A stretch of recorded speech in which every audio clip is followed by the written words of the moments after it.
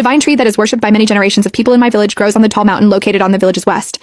Apparently, the divine tree loves being watered by women's lustful juices. In order to garner the blessings and protection from the divine tree, the village will pick out a woman to serve it every month. Since young maidens are shy and reserved by nature, the juices they secrete aren't enough to satisfy the divine tree. In that case, the village will be plagued by misfortune and disasters. Because of that, there are rumors saying that the divine tree prefers married women instead. All the married women in the village refuse to serve the divine tree. I, on the other hand, yearn to get picked out by the village every day. After all, I'm born to feel pleasure at its height. Unfortunately, my weak husband can never satisfy my urges. I was planting seeds in the fields when the village secretary, Isaac Holton, ran over to me. His face was crinkled in joy as he exclaimed, "It's finally your turn, Haley." I tossed the seeds aside and excitedly rubbed my hands. "Really? Thank you so much, Mr. Holton."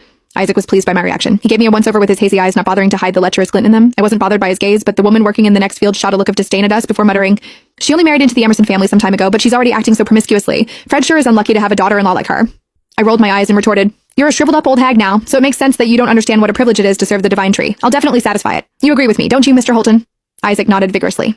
Using the saplings around us as cover, he ran his greasy hand along my thigh. The woman's face turned a ruddy red when she realized that she couldn't win the argument against me. She lowered her head and continued working. I scoffed. Joy bubbled in my heart when I thought of all the rumors about the divine tree. Our village was located in the western region of a massive mountain. A forest stood behind the village. The trees were so tall that they disappeared into the clouds. A divine tree in the forest had protected our village for thousands of years. The villagers would send a woman into the forest every month as an offering to the tree. The divine tree had to be watered by a woman's private fluids. If the woman didn't produce enough fluids and didn't satisfy the tree, a disaster would befall the village. It would also cause the wheat fields to shrivel up, so we would have nothing during the harvest season. According to the rumors, the tree's branches were thick and strong. There were also powerful vines wrapped around the branches that would send a woman over the edge of pleasure. On top of that, if the woman was able to absorb the fluids that the vines excreted, they would become radiant. From my perspective, I was going to have a wonderful time tomorrow. However, the older women in the village avoided being selected as an offering for the divine tree at all costs. The divine tree didn't like shy young women. On the contrary, it preferred married, experienced women. Most of the married women in the village were already middle-aged. The last one who was sent to the divine tree returned with disheveled clothes. Her bottom half was also a mess. At that sight, a fearful expression crossed the face of the village chief, David Kingsley. He claimed that the woman hadn't satisfied the divine tree, so disaster was about to befall the village. To appease the divine tree's wrath, the men of the village decided to deliver me to it after they discussed their options.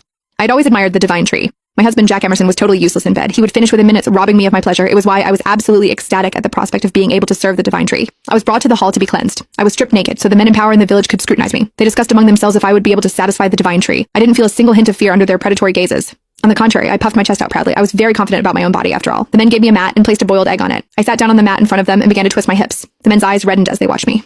A few moments later, David removed the mat, which was now damp. The egg's shell had been peeled clean. David popped the egg into his mouth and patted my shoulder with a satisfied expression. "Good job, Haley. The divine tree will definitely adore you." I smiled, feeling pleased. My body trembled as I exclaimed, "Don't worry, Mr. Kingsley. You can count on me." It didn't take long before news of me being the divine tree's next offering spread like wildfire throughout the village. The men shot strange looks at me when I left the hall. Meanwhile, the women huddled together and discussed among themselves. I heard that she managed to peel the egg. She did. She's such a slut. The men couldn't take their eyes off her when she was peeling it. Fred's so unlucky to have a daughter-in-law like her. I stuck my nose in the air as I walked past them.